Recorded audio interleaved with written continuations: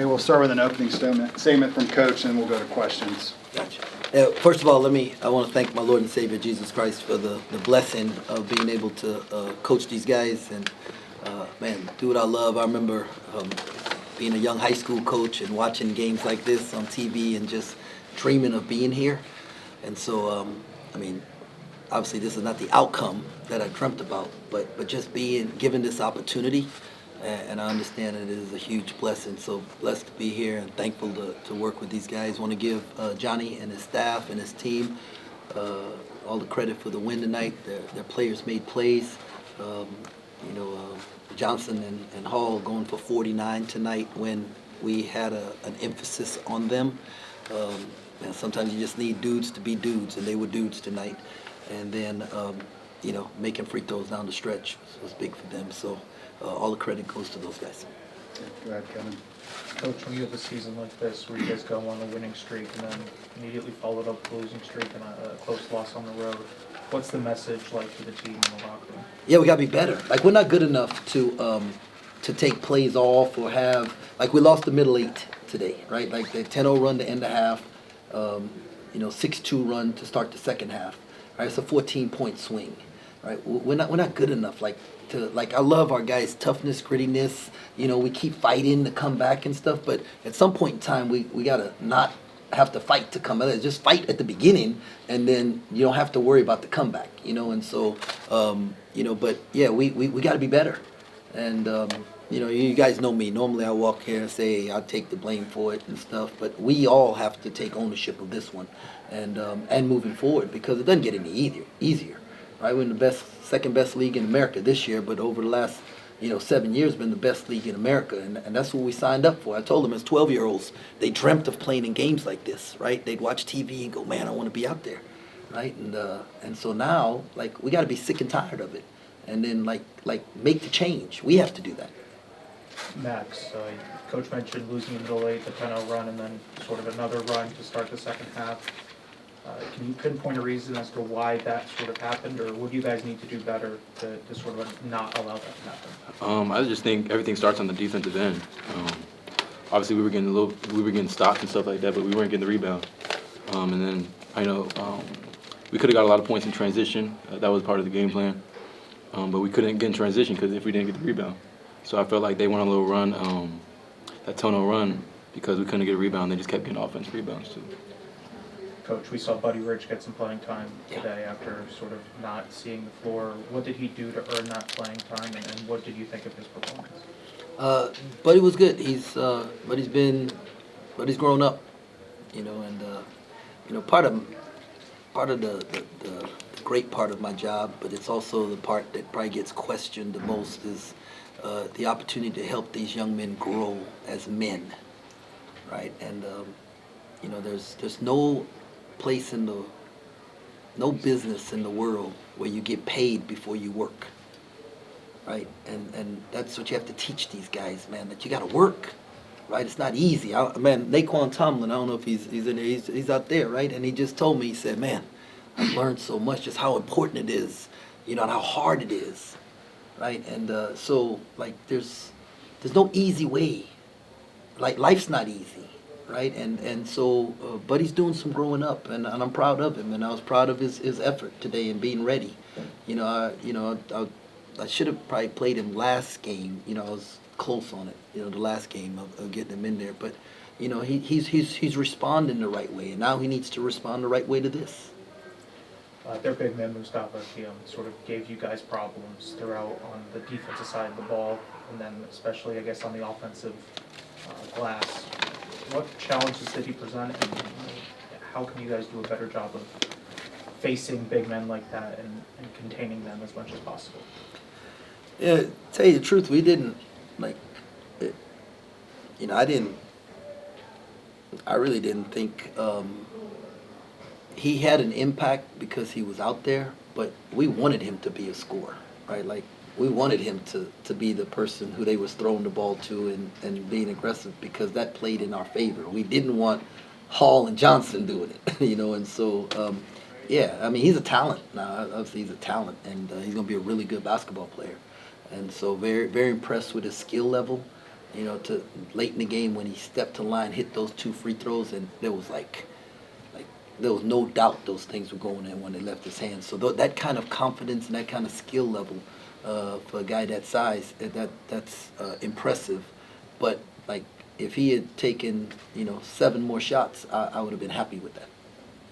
Doug, when you guys dig yourself into that kind of hole and you have to try and bounce back and you guys get so close and sort of finish short, how frustrating is that, and how difficult is it to come back from those deficits when you build them? I mean, it definitely is very frustrating because nobody wants to lose the game, but we dug ourselves a 16-point hole. In one of the best leagues in the country, it's pretty hard to come back from. So to be honest, all we can do is learn from this. We got another one coming up, so we can't get this one back. We got to put it behind us. Coach, 3 games left in the regular season and then conference tournament.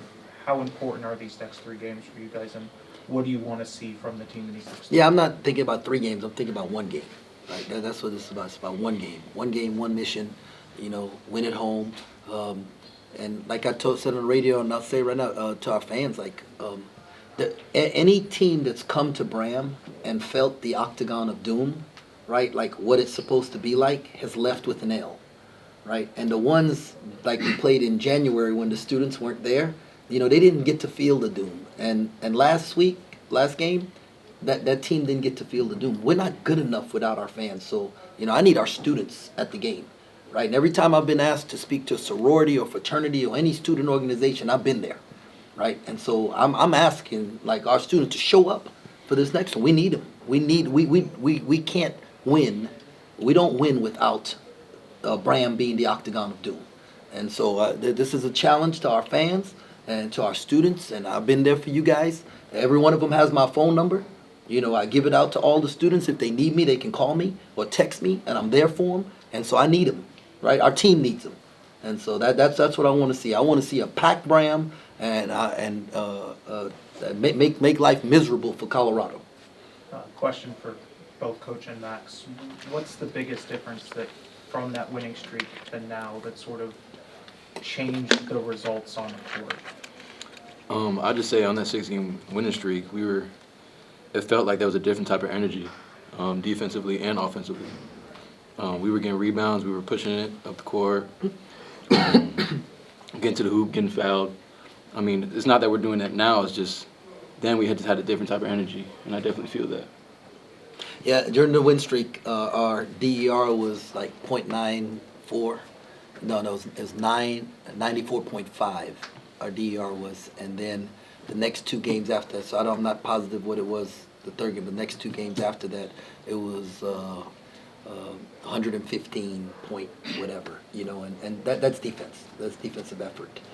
And so we're capable of holding teams, in 90, 95 or less points per possession, and we just hadn't done it. And I'd be surprised if it was lower than 95 in this game. Finally, do you have an update on Coleman? I know he didn't play today, and you sort of mentioned earlier in the week that you didn't think he would. Yeah, I'm not, Luke and Phil and, Coleman's doing a great job rehabbing and doing everything Luke has asked him to, and Doc and those guys are taking care of that. Coleman has a bright future ahead of him, and we're not going to do anything to jeopardize that. And so when he's ready, he'll come back, and if that's next game, it's great. If it's not, I'm okay with that because, I'm here for the long haul with that young fella.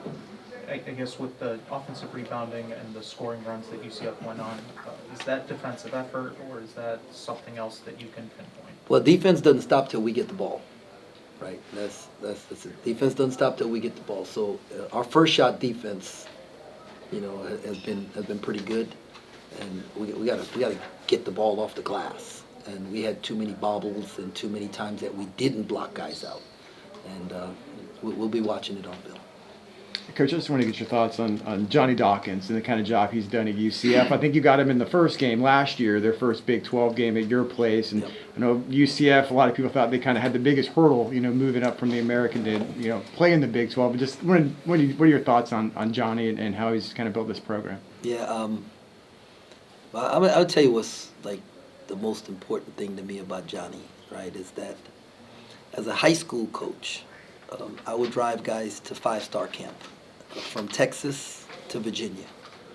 And on the way back, we would stop at Duke and North Carolina. And whenever we stopped at Duke, if Johnny was in the gym playing, working guys, doing whatever he was doing, he'd work guys that weren't Duke players out, play 2-on-2 full court, do different things. He would always stop and come over and talk to me. As a high school, I had no players, right? Couldn't help them. He'd come over and spend time with us. They would show us around, you know, the facilities, and just was so kind, man. And, you know, that's the kind of dude I want my son to play for, if he played, you know? Like that's what that's the kind of person I want mentoring young men who are going to become future leaders and stuff. And so the changing landscape of college basketball, it is so unfair to judge coaches right now because they haven't given us set rules. And every time they give us rules, they've changed it the last 3 years. The rules have changed every year my last 3 years, right? Like what guys I would have been able, like wouldn't have been able to leave, were able to leave.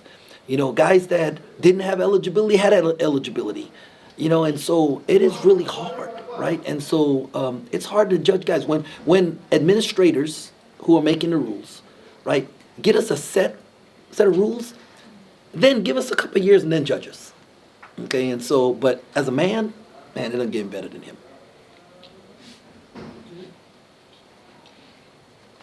Max, you had a season high 22 points in 33 minutes. Talk a little bit about how you kind of was a leader at certain points when K-State needed you maybe the most.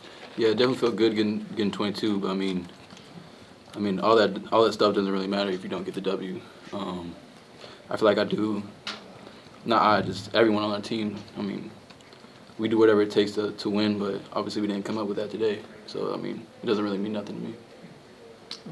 Coach, you were able to hold UCF to over 3 minutes without hitting a field goal, and you guys hit 5 of your last 7. Kind of just take me through what happened, why you guys weren't able to completely close the deficit. Was it just that they kept getting to the line? Just what did you see? Yeah, you know, I thought our zone stymied him a little bit there at the end. You know, and but I think a couple possessions we fouled. And so they were able to go to the free throw line. You know, you can't guard the free throw line. So, but, you know, they did what, you know, good teams, well-coached teams do. They figured out a way to close at the end. Coach, midway through the first half and even in the second, we saw different defenses, full court presses, zones. What did you see that allowed you guys to force 15 turnovers on UCF? You know, we just were really doing it to try and get the ball out of Johnson's hands. And because, I mean, you know, he's the straw that stirs the drink for them. And so it wasn't necessarily we was trying to cause turnovers, but, you know, I just felt like for us, we need to cause turnovers so that we can get out in transition. Coach, a lot of the defensive stats, rebounds, blocks, steals, UCF had your number today. Can you kind of walk us through what was really UCF was doing right today? Let's see. You know, I just don't think we closed possessions, right? Like, I mean, like this whole thing changes if, you know, we end possessions with a block out, right? That's what, you know, we get the ball with 2 hands and all that changes. And so I thought their effort in the second half to go to the offensive glass was greater than their effort in the first half.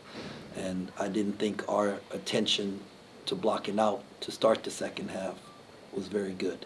And so they got 5 offensive rebounds, I think, by the first media when I called the timeout.